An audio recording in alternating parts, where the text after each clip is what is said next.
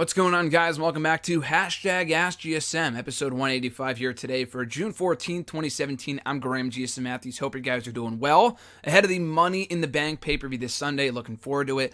So here's what we're going to do. I talked about this briefly on Twitter on Tuesday.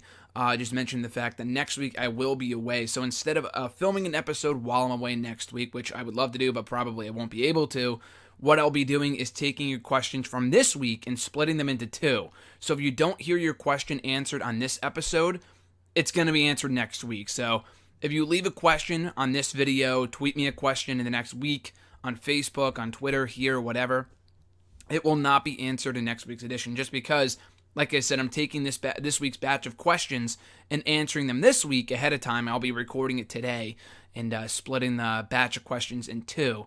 So it's going to be pre-taped. I'm going to get all the Money in the Bank questions out of the way this week, obviously, because it's going up before the pay-per-view, and the other one will be going up after the pay-per-view. So I'm going to be taking more like evergreen questions that could be answered next week that aren't really outdated, whatever. So just keep that in mind for next week. But for future reference, though, you can send in questions at WrestleRant on the Twitter machine with #AskGSM. You can find me on Facebook at facebook.com/Grahams@gsm.Matthews. Leave a comment on the post. I usually put them on Tuesday nights, if not on the wall itself. And last but not least, drop a comment on this very video, include your question, and I'll put it in next week's, or maybe not next week's, but the week after episode. That being said, let's get started here with Prince5835 again. All the questions will not be included in this week's episode. If you don't hear your question answered, it's because I'm saving it for next week, June 21st, episode 186. So just keep that in mind. Prince5835's question was from YouTube. It's got a couple here. First one being, do you think SmackDown is starting to misuse the term land of opportunity, especially with how Lana had to earn her title shot, earn being in quotation marks? Yeah, I mean, it's weird. I mean, the same thing I said with Jinder Mahal where, I mean, he earned it by winning the six-pack challenge, but why was he in the six-pack challenge to begin with? Like, why wasn't, Baron Corbin in the six-pack challenge? It was Sami Zayn, it was Mojo Rawley, it was Luke Harper. For all intents and purposes, a bunch of losers. So it made no sense to include that specific group of guys in that match. And then you talk about Lana, and obviously before that point, prior to that point, Mahal had done nothing to earn a title shot, to earn his space in that matchup. And then you go to Lana, who says, I want a title shot. Shane says, no, you have to earn it around here. And then all of a sudden, she gets a title shot just because she cost Naomi a match on SmackDown. And I know Naomi said she wanted the match, but still, that's a little dumb. Shane has the power to say, no, you haven't done anything to earn it. I know Naomi said you want it, but you still don't get it. That makes no sense. These 5 other women have to go through a freaking ladder match to get their title shot, to cash in at any time and place that they want, yet you're getting yours ahead of time, even though you've never wrestled a one-on-one match in WWE. So, I don't know if SmackDown is losing its entire, theme, its entire, feel that it's a land of opportunity. But those little instances with Jinder and with specifically Lana from a couple of weeks ago are absolutely examples that it's not indeed the land of opportunity at all. And the second question here, even though their WrestleMania match wasn't good, I still love the build to the Goldberg-Lesnar match. Do you think Samoa Joe and Lesnar could have had a similar build? So I'm assuming he's talking about the first one. The second match was great. I was there for that one at WrestleMania 33. I thought it was awesome. So I assume he's talking about the WrestleMania 20 match, which did indeed suck. But the build was great. I will say that the build to that match was really, really well done. Not only in the weeks ahead of the pay-per-view, but how they set it up at like Survivor Series with Goldberg and Brock kind of like passing each other as ships in the night when both guys were world champion respectively on their respective brands. And they kind of built it up at the Rumble with Brock eliminating Goldberg from the match. And then Goldberg costing Brock the WWE Championship. So, again, the way they set it up, dating back to Survivor Series, was really well done. Could they have done something similar with Joe and Lesnar? Yes. The only thing about this match that I will say I'm not a huge fan of, coming up at Great Balls of Fire, is the fact that it won't be given more time to develop. It won't be given a longer build, just because it's a one-and-done type deal. I mean, again, in a perfect world, it'd be cool if they stretch this out until SummerSlam or beyond. We all know that won't be the case. They're going to have him beat Joe. They're going to have Lesnar win, then go on to face Braun Strowman at SummerSlam, which is fine. The match should be really, really good. I understand that. But beyond that, though, Joe and Lesnar deserves a longer build. It's going to be a great match for the two Raws that we've seen it built on so far. It's been awesome. But yeah, it would have been cool. I mean, Joe and Lesnar, to me, is one of the biggest dream matches in WWE today. So had they stretched it out longer by having them kind of interact at various points at different pay-per-views and stuff, that would have been really, really cool, building to an ultimate WrestleMania match. Unfortunately, they're going with the other Samoan named Joe, Roman Reigns, not Samoa Joe, against Brock Lesnar at Mania next year, obviously. So it's a shame, but yeah, I wish that would have been cool to do that build for Joe and Lesnar. I mean, again, the build so far that we've gotten has been great, but it would have been cool if they had done it more, we're thinking more long-term going into WrestleMania, or even if it was the Rumble or Survivor Series. I mean, again, I'm glad we're getting the match at all between Joe and Lesnar. I'm glad it's even happening, but it would have been cool if the build was, lasted a bit longer than just 5 weeks. His next question, how is John Cena a free agent when he was clearly last seen as a member of SmackDown? Yeah, I don't know how they're going to explain that, if at all. They probably won't. They never do this type of shit. If they pay attention to detail, then they would. But you're right, it makes no sense. I know he wasn't involved in the Superstar shakeup. He was gone before the shakeup happened. We last saw him at WrestleMania. But the draft even happened on the 19th. So if they're trying to say that, okay, he wasn't around for when the 1-year anniversary of the draft happened, let's say in storyline, the old GM mode, General Manager mode from the SmackDown and Raw games, which I talk about all the time because John and I love it. It's amazing. But let's just say when the draft happened last year and John Cena got drafted to SmackDown, he was signed to SmackDown for 1 year. And then he comes back, 1 year has passed, because he was gone, he wasn't re-signed. It's like a TNA type of thing, which they've done in real life a bunch of times, where they don't even realize the contract is coming up until it's already lapsed. But, so, you can't do that, though, because he's coming back on July 4th. So, it's very odd. I mean, I know they only really do whatever's convenient for them. I understand why they're doing it, and it's probably... I mean, I also understand they're doing it because they want to get Cena on Raw. Maybe not full-time. They want him to appear on both shows, but they want to pump the ratings for Raw because they're now worse than they've ever been. So, again, I understand why they're doing it, but I'm still not a huge fan of it. It depends on where it's going. I heard Cena and Reigns is not the plan for SummerSlam, as I had figured and expected and tweeted out on Monday during Raw. Apparently not the plan. We'll see. Anything can change, obviously, between now and SummerSlam. We're still over 2 months away. But yeah, it's a little weird that, oh my God, automatically, all of a sudden he's a free agent just because they want him to be. It's dumb. In a perfect world, I would keep him on SmackDown, but I would almost get putting him on Raw just because on SmackDown you have Sami Zayn, Shinsuke Nakamura, AJ Styles. In terms of top baby faces, Randy Orton, you have Cena coming back, obviously. And then even in the undercard, guys who aren't even being used, like Ty Dillinger and Mojo Rawley and Luke Harper. So I don't know if they need any more baby faces right now, but Cena's going to inject new excitement into whatever show he comes back on. I mean, regardless of whether you're a fan of Cena or not, having him back is a good thing. It means more feuds, more bodies, more star power. It's always a plus to have Cena in the fold. Brandon A., also from YouTube, he's got a couple questions here. First one being, what WWE pay-per-view would you still consider absolutely fantastic if you took the best match off that particular card? That's a good question. I don't know if I would consider Money in the Bank still. I mean, it would still be a great show. I don't know if I would still call it the greatest of all time of the current generation, Money in the Bank 2011 with Punk and Cena, because Punk and Cena made that show. It was still a really, really good show with Christian and Orton in the 2 ladder matches. So it still would have been a great show regardless. But Cena and Punk, the whole show revolved around that one match. So I don't know if I would call it fantastic, but it would still be a great show. One pay-per-view I will say that would still be fantastic would be the Canadian Stampede show, which I reviewed here on the channel a couple of weeks back from 97, which was phenomenal. Every match served a purpose. You take the main event off the card, the 10-man tag team match, which in my opinion is one of the best matches of all time in WWE, just the way that it was, everything about it, just the audience and the atmosphere and the way it was booked, it was great. So that being said, if you take that match off the card, it's still a great show. So let me look at the rest of the card here and tell you, because I know I looked at it earlier, I forgot though. Mankind and Triple H, Hunter Hearst Helmsley, awesome opener. One of the best openers of all time, especially in that period of WWE. So you have that match, the great Suzuki versus Taka Michinoku, awesome match, and even Taker and Vader was great too. So if you only have those 3 matches and not the main event, which was great, and I mean obviously it wouldn't be the show that it is without it, but you take the main event off, it'd still be a fantastic show, even with that undercard of only 3 matches. I don't know if you can have a 3-match show, but still it would be awesome. So I'm going to go with Canadian Stampede for that one. His next question, how ironic is it that Heath Slater is the least relevant 3MB member right now, considering that where all 3 members were in September of last year?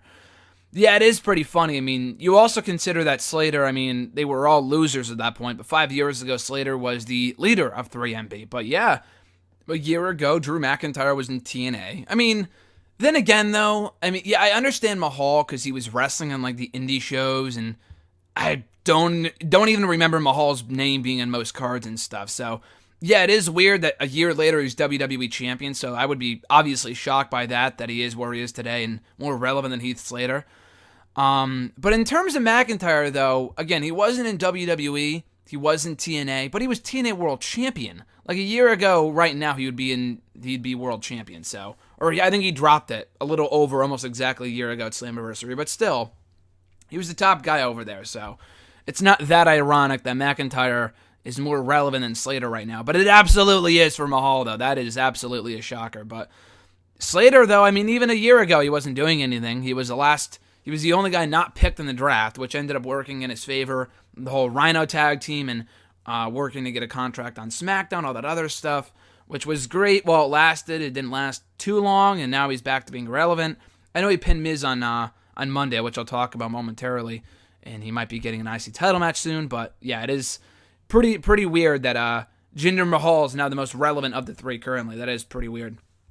Next question from Brandon is a bit of a long one, but the question is, at what point do we as fans start giving Vince McMahon the same treatment that we give Roman Reigns, Kevin Dunn, Eva Marie, and all the other people we talk so much crap about? That Bayley segment on Raw with Corey Graves was the personification of cringe.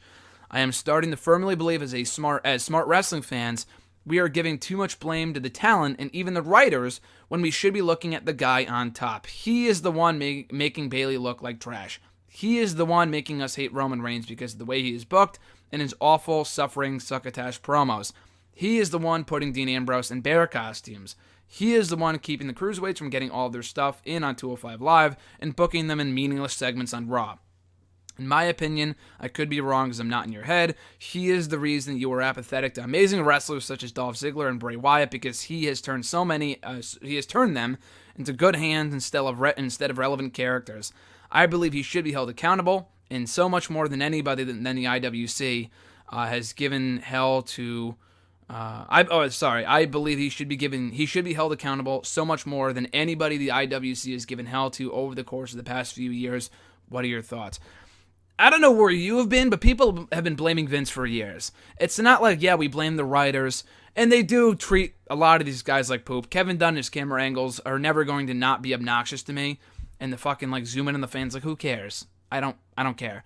But, yeah, with Vince, where have you been, like, the last 3 or 4 years? People have been giving crap to Vince, dating back to ever since that Stone Cold podcast, where he said, I haven't lost touch, and it's like, dude, you lost touch. Like, all the weird ass stuff he's done over the years with Roman and not turning him, and again, that's the definition of losing touch. The stuff he's done over the last couple of years. Not everything. There's a lot of great stuff that Vince has done, which he should be, recognized and commended for as well. But yeah, I mean, people have been crapping on Vince. I don't know. I don't want to say forever, but with all the problems the product has had in the past couple of years, people have been blaming Vince. I don't say it here on the show all the time, but yeah, it absolutely is Vince's fault, because at the end of the day, no matter what you think of Kevin Dunn, Eva Marie, Roman Reigns, all these people that are just either are not good or not being treated well or being booked poorly, whatever, he gives them the green light. He gives them the thumbs up. It's all Vince McMahon at the end of the day. It is all Vince McMahon. So, yeah, it absolutely is. I mean, not 100% Vince's fault. The writing team obviously plays a factor. And now they could be pitching amazing ideas and have them turned down by Vince. I understand that. They should be held accountable to an extent. And even the wrestlers to a very, very small extent. But more often than not, it is Vince, because he's okaying a lot of this stuff. And a lot of this stuff is his brainchild. He wants his stuff out there. So yeah, a lot of it is Vince's fault. And it's not that we're not blaming Vince, because people have been blaming Vince for years. I mean, have you been anywhere on the IWC, anywhere on Twitter, maybe even here on YouTube and other places, people have been saying for years that Vince lost touch, that he has lost touch with his audience, and that Triple H knows better in some respects. So, again, it's not a new revelation to blame Vince. This has been happening for a long time, so I don't know why you think it's all of a sudden like, oh, why are people not blaming Vince? We have been blaming Vince. I mean, I don't say it every week here on the show.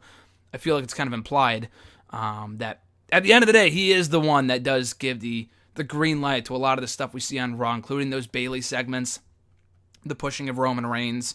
You see all the memes with Vince and how he's out to dinner with Roman Reigns and kissing him, all this other weird-ass shit. But, yeah, I mean, again, nothing new there. Mark S. from Facebook has got a couple questions here. Who would you like Roman Reigns to fight at SummerSlam? Anyone in particular from WWE's past or outside of WWE at the moment? So, again, Reigns and Cena I'd be cool with. But, again, like I said, it doesn't seem like that's the plan right now. You would think it would be with Cena appearing as a free agent coming back when he comes back in a couple weeks. But apparently, according to Dave Meltzer, that's not the plan. So, I don't know where they go with John Cena, let alone Roman Reigns. With his announcement, which I know other people have asked me about, what his announcement's going to be on the coming Raw. It could be for a Universal title match, but for one thing, he has done nothing to deserve it, which would be dumb. I know I saw Saul Monster pitch on Twitter, like Strowman comes back on Monday, which I guess it was reported he was cleared, but that was wrong. He's close to being cleared, but he's not 100% officially cleared yet, so he could be back at any point between now and Great Balls of Fire, that's for sure. But anyway, so he said that Strowman comes out on Raw, attacks Roman before he can make his big announcement. We get Strowman and Reigns at Great Balls of Fire in a number one contenders match. Strowman wins, and then you get Strowman Lesnar at SummerSlam, which makes sense to me. But then what do you do with Roman Reigns? That's the question. If he's not going for the belt, which I don't think he... If they're waiting until WrestleMania to put the belt on Roman Reigns, which I still don't agree with, but it is what it is, then why would you give him a title shot in the meantime? That just seems silly to me. So I would hope they don't do that. And if they're not doing the Cena match, like who else can Roman Reigns face? That's the question. On Raw, I don't know, Bray Wyatt again? No thanks. Like I said before, I know it was Sal who pitched, and I've seen other people pitch it too. The Shield and the Balor Club makes perfect sense. They are doing nothing with Finn Balor right now. I know he wasn't on Raw this week because he was over in Japan doing promotional work for the company and stuff, which another thing I'll talk about momentarily. Maybe it's in next week's episode. Yeah, I think it's in next week's episode, but anyway, I included that question in next week's batch of questions, but anyway, so yeah, with Roman Reigns, yeah, him and the Shield versus Balor Club makes perfect sense, because Balor's not doing anything. He hasn't been on TV since Extreme Rules. I know he was away this week, but still, it doesn't seem like they have a solid creative direction in place for Finn Balor. Of all people, who came back like a big star, like a House of Fire the night at the WrestleMania, and now he's doing nothing, which is a shame.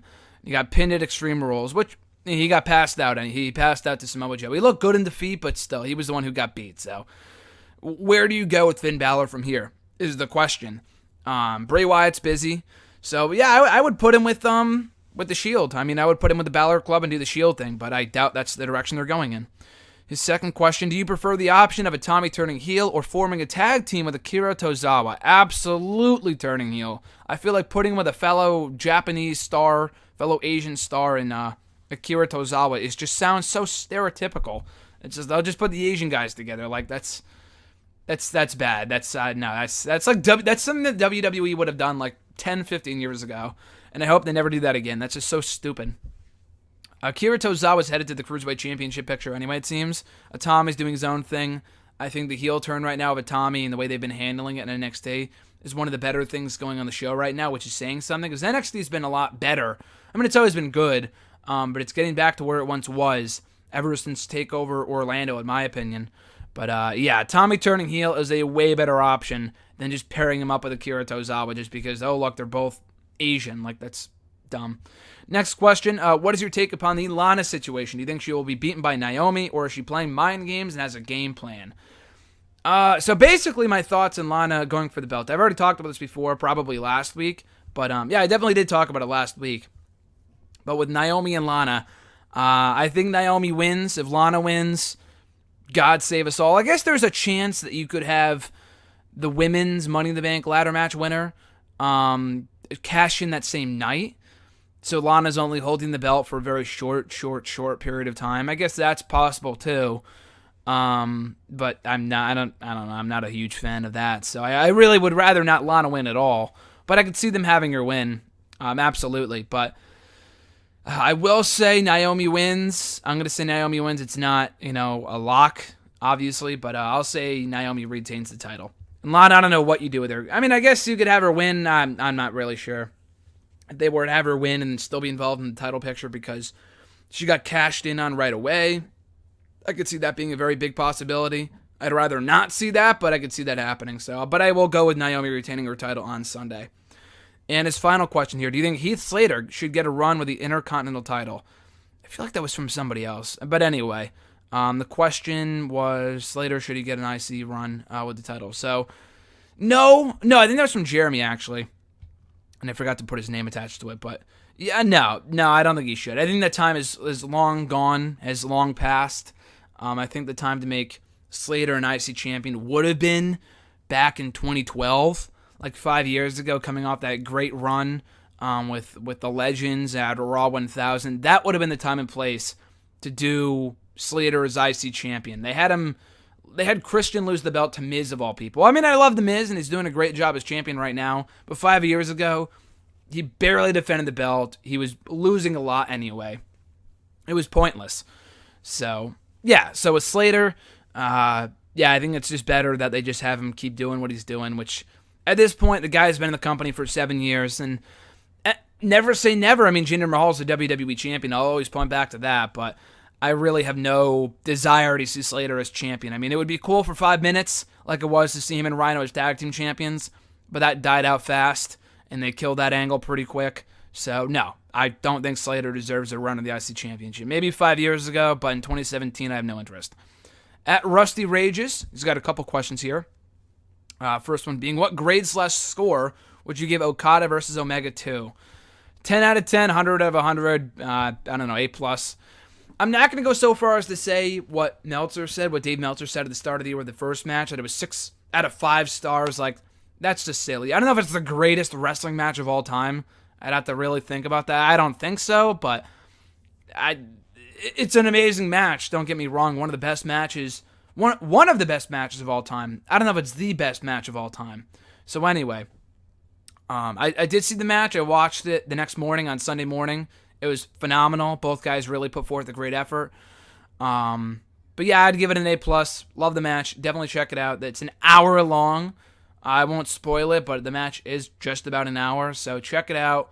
A lot of amazing work there. And I don't really watch Japanese wrestling too much. It's not going to entice me to watch more Japanese wrestling, but if they do have a third match, and I assume they will, I'll watch that too, because I've watched the first two, and they were both phenomenal. So again, not like the oh my god most amazing match of all time, but it is oh my god worthy. It was a phenomenal match, especially that second half was just stellar. So check it out when you can, if you have an hour to spare. Next question. What do you think about Roman Reigns' big announcement for next week's Raw? Like I already said, I assume he'll be like, oh, I want a shot at the title for SummerSlam. Then Strowman will come out and say, no, I deserve it, blah, blah, blah. I beat you a payback. And then they have the number 1 contenders match. Again, I know that was already pitched on Twitter by other people, but I think that's the best course of action. I think that's the best way. I think that's the best thing to do with Roman Reigns. I don't know what else do you have him say. I mean, if he's not going for the belt, then what else do you have him do? Go over to SmackDown and face someone over there? Like, I hope not. So having Reigns say he wants a title shot, but not giving it to him because Strowman beats him at Great Balls of Fire is the way that I would go with it. His next question here, how long do you see the AJ Styles Kevin Owens feud lasting for? I could see them wrapping it up either on Sunday or the Tuesday after Money in the Bank, because I assume they move into Nakamura and Owens for the belt going into the July pay-per-view, the Battleground pay-per-view for SmackDown, just because, Shinsuke has beaten Owens multiple times in the past couple of weeks. He does deserve a title shot, as does AJ. I mean, maybe that doesn't deserve it, but he didn't get pinned in that match at Backlash. He did lose by countout, but he wasn't pinned. So I would love to see more from AJ Owens. I would absolutely be all for those two feuding through the summer. But I do assume that they're going to wrap it up either on Sunday or shortly thereafter, so they can transition into Owens and Nakamura for the title.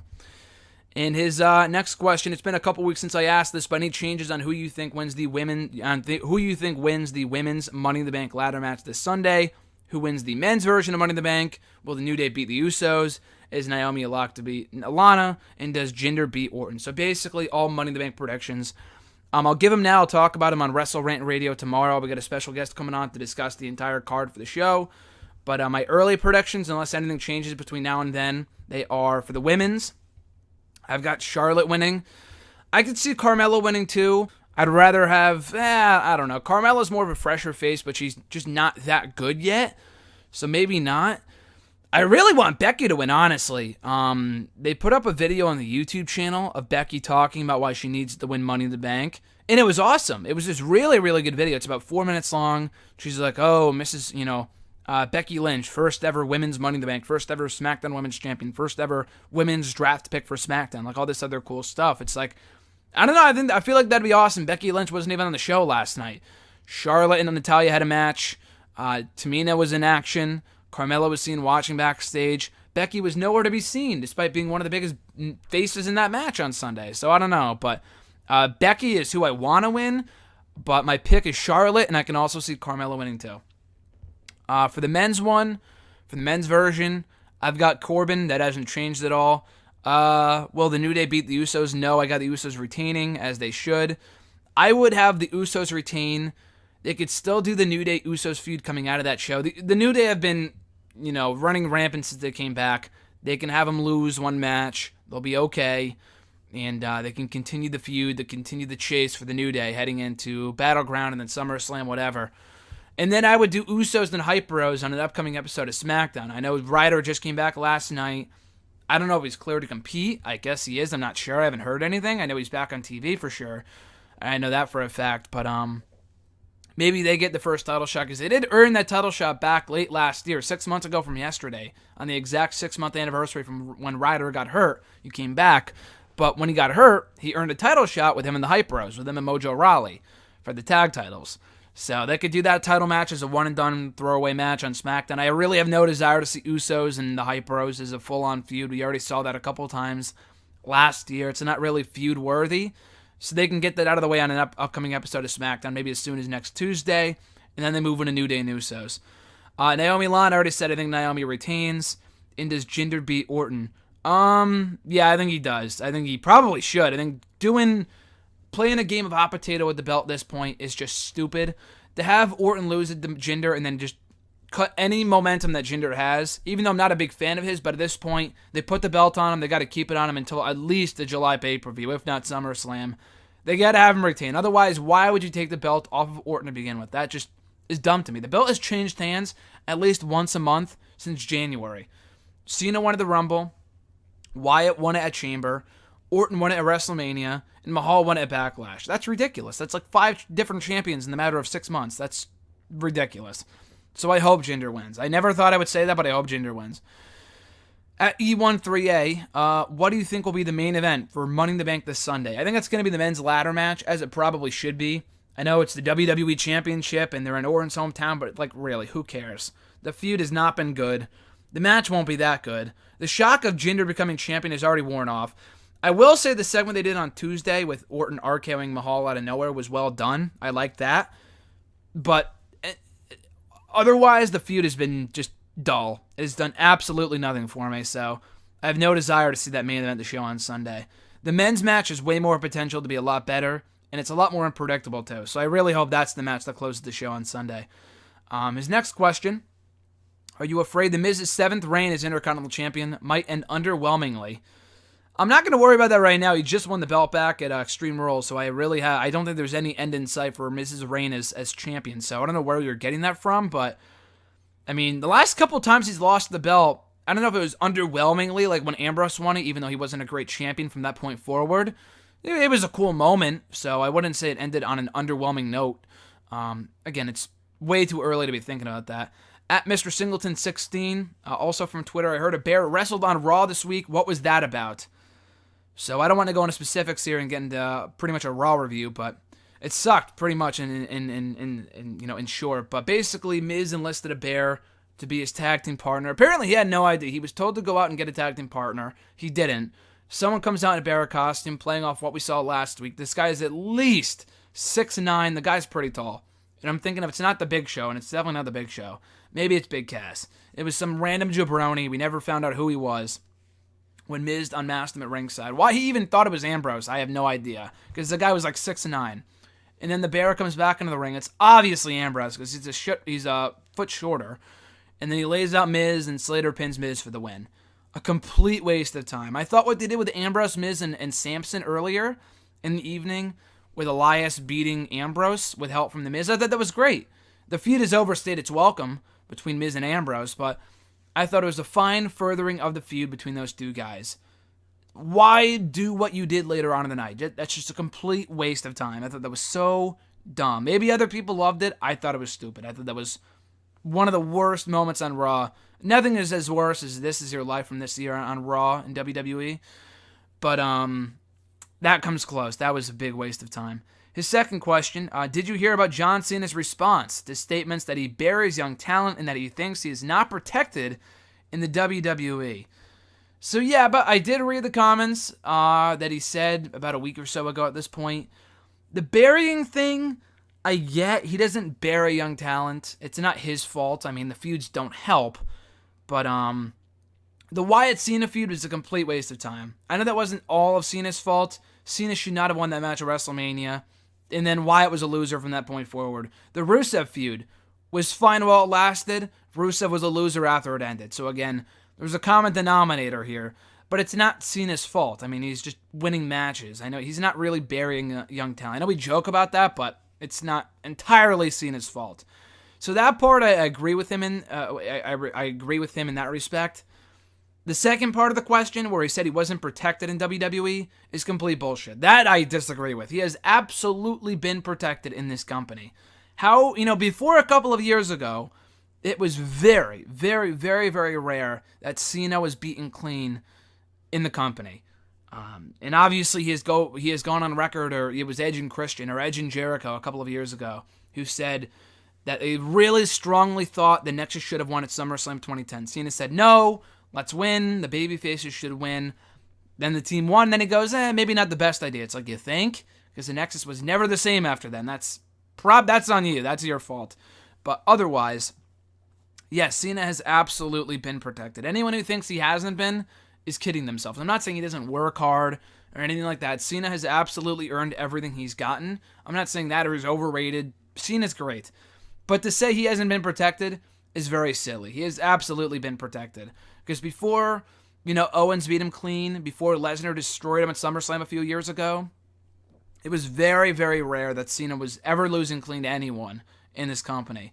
It was very rare. Like when The Rock beat him, I was shocked at WrestleMania 28. Clean, of all things, too. Because prior to that point, no one beat Cena clean.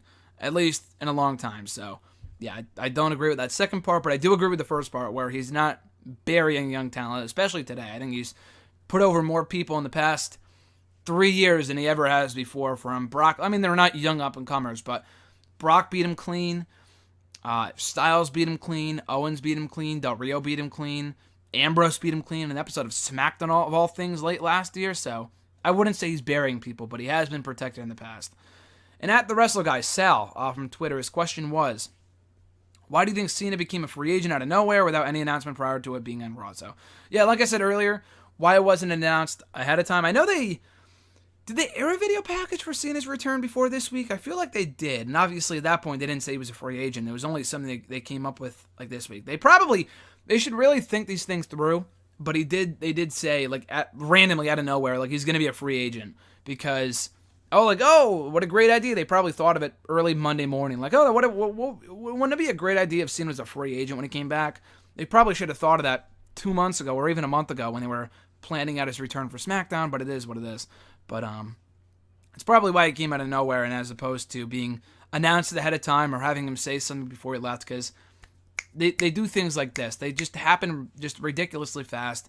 They don't think things through. They don't think long-term more often than not, unless your name is friggin' Roman Reigns, obviously. They used to do that for Cena. Apparently now Cena, their use of Cena and how they plan long-term for him has now moved on to Roman Reigns. But anyway, that's probably why it came out of nowhere, and they just started saying it on Raw this week.